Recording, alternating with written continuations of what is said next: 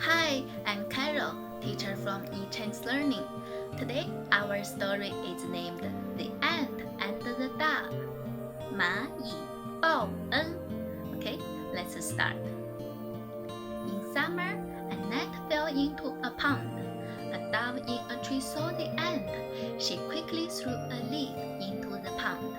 The ant climbed up onto the leaf, floated to the side of the pond, and was saved.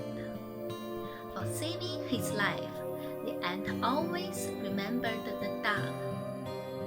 One day, a hunter with a gun aimed at the dove on the tree, but the dove didn't notice. So the ant climbed up onto the hunter's foot and gave him a nasty bite. The hunter felt a great pain and he missed the shot.